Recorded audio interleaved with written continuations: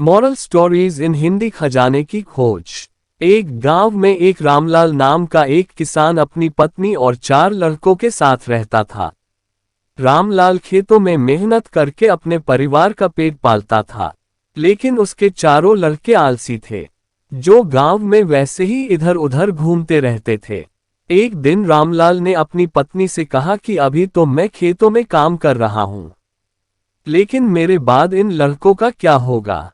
इन्होंने तो कभी मेहनत भी नहीं करी, ये तो कभी खेत में भी नहीं गए। रामलाल की पत्नी ने कहा कि धीरे धीरे ये भी काम करने लगेंगे। समय बीतता गया और रामलाल के लड़के कोई काम नहीं करते थे। एक बार रामलाल बहुत बीमार पड़ गया। वह काफी दिनों तक बीमार ही रहा। उसने अपनी पत्नी को कहा कि वह चारों लड़कों को बुला कर लाए। उसकी पत्नी चारों लड़कों को बुला कर लाए।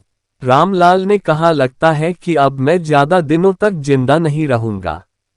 रामलाल को चिंता थी कि उसके जाने के बाद उसके बेटों का क्या होगा। सबसे कीमती वस्तु short stories of Tenali in Hindi with moral.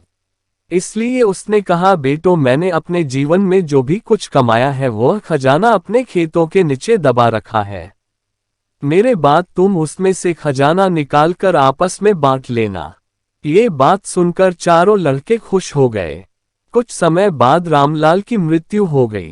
Ramlal की मृत्यु के कुछ दिनों बाद उसके लड़के खेत में दबा खजाना निकालने गए।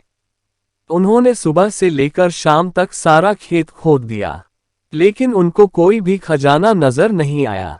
लड़के घर आकर अपनी माँ से बोले, माँ, पिताजी ने हमसे झूठ बोला था, उस खेत में हमें कोई खजाना नहीं मिला।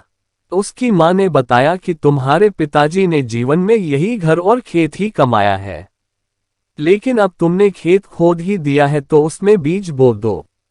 इसके बाद लड़कों ने बीज बोए और माँ के कहेनुसार उसमें पानी देते गए। कुछ समय बाद फसल पककर तैयार हो गई, जिसको बेचकर लड़कों को अच्छा मुनाफा हुआ, जिसे लेकर वह अपनी माँ के पास पहुंचे। माँ ने कहा कि तुम्हारी मेहनत ही असली खजाना है, यही तुम्हारे पिताजी तुमको समझाना चाहते थे। Moral of the story. सीख, हमें आलस्य को त्याग कर मेहनत करना चाहिए। मेहनत ही इंसान की असली दौलत है।